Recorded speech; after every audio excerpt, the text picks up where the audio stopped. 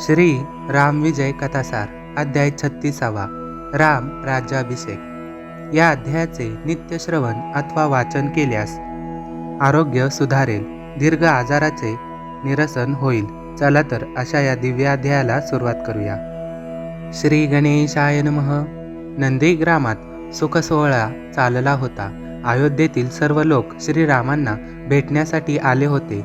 त्या ग्रामाभोवतालचा विस्तीर्ण परिसर, अयोध्येचे राजदळ, 18 पद्मे वानर, 72 कोटी वृक्ष, 56 कोटी गोलांगुल व असुरांच्या सेनेने अक्षरशः गजबजून गेला होता। दिवसरात्र वाजंत्री वाजत होते। शत्रुघ्न आणि सुमंत यांनी लक्षावधी शिबिरे उभारली होती। रघुकुळातील ज्येष्ठ श्रेष्ठ व्यक्तींसाठी एक मध्यवर्ती शिबिर उभारण्यात आले होते। राम, वशिष्ठ, तिघी माता व तिघे बंधू तिथे राहिले। सीता, उर्मिला, मांडवी व श्रुतकीर्ती याही त्याच शिबिरात राहिल्या। सुग्रीव, बिभीषण व श्रेष्ठ कपिवीर यांना राहण्यासाठी स्वतंत्र शिबिरे होती। सर्वत्र आनंदी आनंद होता। श्रीरामांच्या आगमनाचे वृत्त समजताच जनक राजा त्यांना भेटण्यासाठी आले। देशोदेशीचे राजे करभार व भेटी घेऊन आले। नाना प्रकारे तपश्चर्या करणारे ऋषींचे समुदाय दूरदूरच्या स्थानाहून आतुरतेने रामदर्शनासाठी आले। रामप्रभूंनी त्या सर्वांचे स्वागत केले, त्यांना मंगल स्नाने घातली आणि उत्तम वस्त्र अलंकार देऊन दानासहित योग्यतेप्रमाणे सन्मानही केला। वशिष्ठांना उत्तम वस्त्रे, मणिमय पादुका आणि सर्वोच्च आसन दिले। तिघी बहिणींनी जानकींना मंगल स्नान घातले, त्यांना उत्कृष्ट शृंगार केला। त्यांनी स्वतःही उत्तम वस्त्रे व भूषणे धारण केली। श्रीरामांनी लक्ष्मणांसह आपल्या मस्तकावरील जटाभार सोडवला। सुगंधी तेल व उटणी लावून मंगल स्नान केले। भरतांसाठी त्यांनी धरलेले 14 वर्षांचे व्रत आज समाप्त झाले। सुमंतांनी त्यांच्यासाठी दिव्य वस्त्रालंकार आणले। भरत श्रीरामांच्या पादुका डोक्यावरून घेऊन आले होते। राघवांनी वस्त्रालंकार घातले, पायात खडावा घातल्या, तेव्हा सुमंत आणि भरतांना अपार धन्यता वाटली। श्रीरामांनी लक्ष्मण, भरत, शत्रुघ्न आणि सुमंत या सर्वांना मंगल स्नान करून तयार होण्यास सांगितले। त्या दिवशी त्यांनी आपले बंधू बिभीषण, सुग्रीव, हनुमंत, अंगद व नलादी सर्व कपिवीरांसह आनंदाने भोजन केले, विडा खाल्ला। त्यांनी तिथे 3 दिवस मुक्काम केला। वशिष्ठांनी अयोध्येत प्रवेश करण्याचा मुहूर्त काढला होता। तो साधण्यासाठी रामप्रभू सजवलेल्या दिव्य रथात बसून निघाले। जानकी त्यांच्या शेजारी बसल्या होत्या। भरत आणि शत्रुघ्न चांबरे ढाळत होते। बिभीषण व सुग्रीवादी अन्य श्रेष्ठी वेगवेगळ्या रथांतून निघाले। श्रीराम आपले आप्त मित्र, भक्त व प्रजाजन यांच्यासह वैभव संपन्न मिरवणुकीने वाजत गाजत अयोध्येच्या दिशेने मार्गक्रमण करू लागले। पुढे धावणारे वेतधार मार्ग मोकळा करत होते। अयोध्येचे काय वर्णन करावे, ती 7 मोक्षपुऱ्यांमध्ये वरिष्ठ आहे। 24 योजने विस्ताराच्या त्या नगरीभोवती नंदनवनाला मागे टाकेल असे नितांत सुंदर उपवन होते। तिथे सदा बहरलेले वृक्ष, वेली व फुलझाडे होती। अनेक प्रकारचे पशु पक्षी तिथे मुक्त विहार करत होते। त्या नगरीभोवती मजबूत तटबंदी व शोभिवंत बुरुज होते। तिची महाद्वारे तेजस्वी आणि उंच होती। तिथे विस्तृत रस्ते होते, मोठा बाजार होता। सर्वत्र कस्तुरीचा सुगंध दरवळत होता।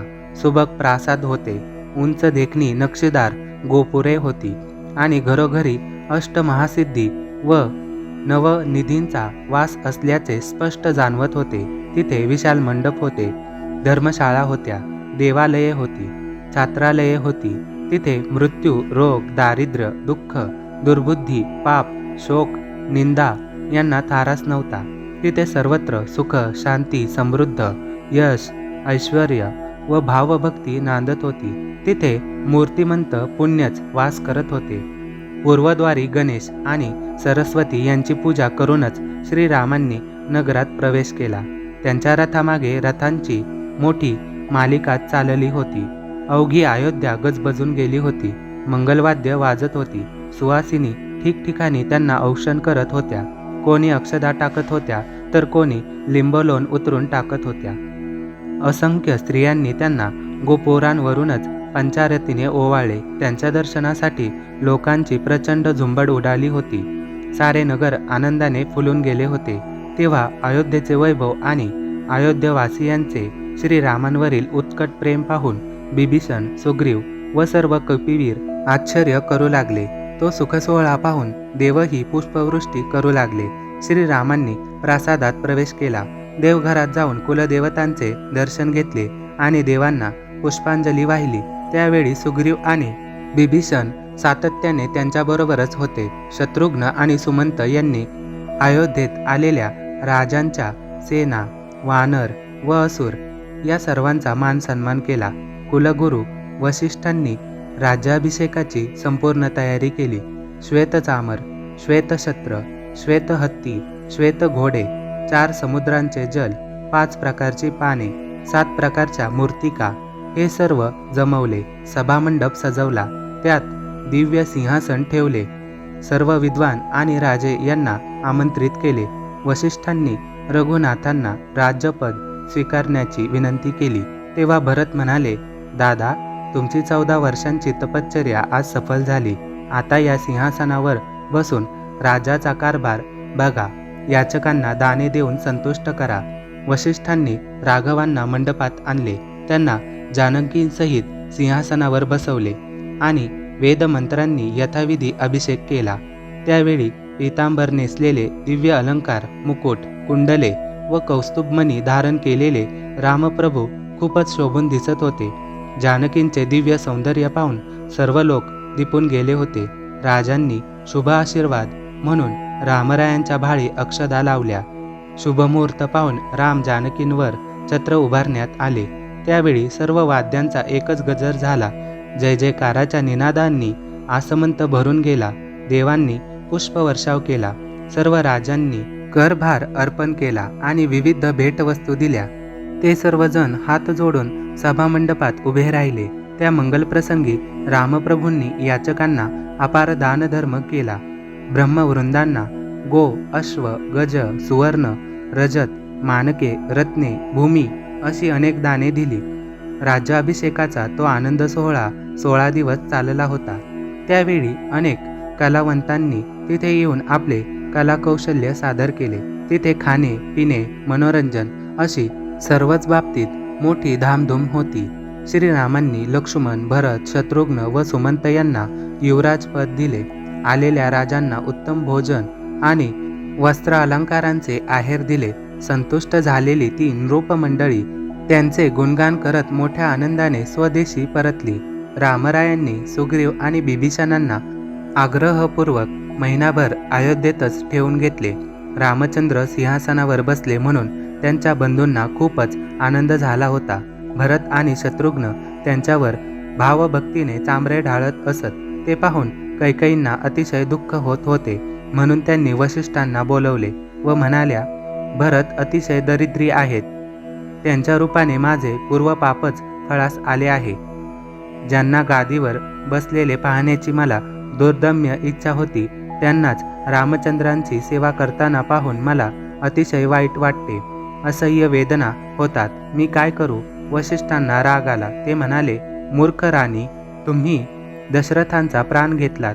श्रीरामांना वनवासात धाडलेत. अनेकांना दुःख दिलेत. तरी तुमचे समाधान झाले नाही. तुम्हाला काय बोलावे? तुमची बुद्धी भ्रष्ट झाली आहे. श्रीराम जगद्वंद्य पुराण पुरुष आहेत. साक्षात परमेश्वर आहेत. हे अजूनही तुमच्या लक्षात आलेले दिसत नाही. यापुढे आणखी अक्कल पाजळू नका. मुकाट्याने राहा. मी तुम्हाला आत्तापर्यंत जो उपदेश केला तो सर्व व्यर्थ गेला. तुम्ही सुधारणाऱ्या नाहीत. यापुढे रामांचे नाव घ्या आणि स्वस्थ राहा. यावर त्या काय बोलणार? त्या गप्प राहिल्या. वानरांना निरोप देण्यापूर्वी रामप्रभूंनी त्यांच्यासाठी मोठ्या पंक्तींचे आयोजन केले. त्या सर्वांची स्वहस्ते पूजा केली. इच्छाभोजन देऊन त्या प्रत्येकाला संतुष्ट केले आणि सर्वांना काही ना काही वस्तू देऊन गौरवले. बिभीषणांची असुरसेना व जांबुवंतांची वृक्षसेना यांचाही वस्त्र अलंकारांनी सन्मान केला. बिभीषण आणि सुग्रीव यांना एक एक सिंहासन, एक एक छत्र व अपार भेटवस्तू दिल्या. या सत्कार प्रसंगी मारुती श्रीरामांच्या समोरच होते, पण त्यांनी काहीही दिले नाही. याचे इतर वानरांना मोठे आश्चर्य वाटले, पण त्यांना काहीच वैषम्य वाटले नाही. तेव्हा रामप्रभूंनी त्यांना दृढ आलिंगन दिले व म्हणाले, हनुमंत, तुमचे माझ्यावर इतके उपकार आहेत की या ब्रह्मांडातील सारे वैभव तुमच्यावरून ओवाळून टाकले तरी माझे समाधान होणार नाही. तुम्ही माझे जिवलग आहात, माझे प्राण आहात. तुम्हाला देण्यासारखे माझ्यापाशी काहीच नाही, म्हणून मी स्वतःच तुमच्या हृदयात राहणार आहे. तेव्हा मारुतींना रडूच आले. त्यांनी त्यांचे पाय धरले व म्हणाले, प्रभू, मला हेच द्या. मला तुमचे अहोरात्र चिंतन घडो. जानकींनीही सर्व वानरांचा गौरव केला. त्यांनी मारुतींना स्वतःच्या गळ्यातील त्रिभुवनात अमूल्य असा दिव्य रत्नहार दिला. तो हार घेऊन ते समोरच्या वृक्षावर जाऊन बसले. मग त्या हारातील एक एक रत्न दाढेखाली फोडून निरखून पाहू लागले आणि फोडलेले रत्न खाली टाकू लागले. ते पाहून सुग्रीवादी वानरांना मोठे नवल वाटले. ते म्हणाले, हनुमंत, हे तुम्ही काय करत आहात? ते म्हणाले, या रत्नामध्ये माझे प्रभू रामचंद्र दिसतात का ते पाहत होतो, पण एकातही त्यांचे दर्शन झाले नाही. त्यामुळे असे दगड काय कामाचे, म्हणून मी ते फेकून देत आहे. वानर म्हणाले, अहो प्रभू सगळीकडे कसे असतील? ते म्हणाले, मित्रांनो, प्रभू नाहीत. ते सर्व व्यर्थ आहे, निरुपयोगी आहे. त्या कोणत्याही वस्तूत मला रुची नाही. वानर म्हणाले, मग तुमच्यामध्ये तरी रामप्रभू आहेत का? त्यांनी विचारायचा अवकाश मारुती तात्काळ खाली उतरले. त्यांनी आपली दोन्ही हातांची बोटे छातीत खुपसली आणि ती फोडून उघडून दाखवली. रक्ताच्या चिळकांड्या उडाल्या. भूमीवर रक्तांचे थारोळे झाले. त्यावेळी सर्वांना त्यांच्या छातीच्या पोकळीत सिंहासनावर जानकींसहित विराजमान झालेल्या श्री रामप्रभूंचे दर्शन झाले. ते पाहून कपिवीर धन्य धन्य झाले. त्यांना मारुतींचा अधिकार समजला. त्यांनी त्यांचा उत्स्फूर्त जय जयकार केला. श्रीरामांच्या आज्ञेने मारुतींनी छाती पुन्हा बंद केली. जानकींना त्यांचे अपार कौतुक वाटले. रामरायांनी त्यांना आपल्यापाशीच ठेवून घेतले. लक्ष्मण, भरत आणि शत्रुघ्न यांनी बिभीषण, सुग्रीव आणि कपिवीरांना आपल्या सदनी नेऊन गौरवले. राघवांना साह्य करून विजय मिळवून दिला म्हणून कौसल्या व सुमित्रा यांनीही त्या सर्वांचे आभार मानले. त्यांना अमूल्य अलंकार भेट म्हणून दिले.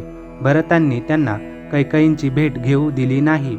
श्रीरामांचा निरोप घेताना सर्वांना अगदी गलबलून आले होते. सुग्रीव आणि बिभीषण यांना अश्रू आवरत नव्हते. प्रभू, आम्हाला विसरू नका असे म्हणून त्यांनी त्यांना वंदन केले. त्यांनीही आपला वरदहस्त त्यांच्या मस्तकी ठेवून त्यांना कल्याणपर अनेक आशीर्वाद दिले.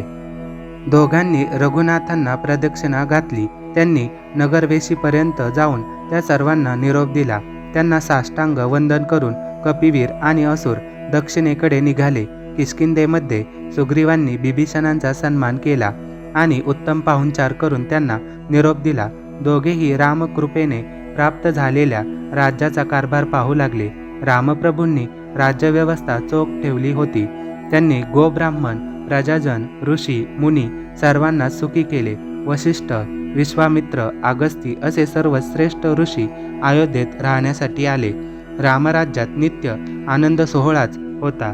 अशा प्रकारे श्री राम विजय कथासार यातील अध्याय 36 समाप्त होत आहे. धन्यवाद.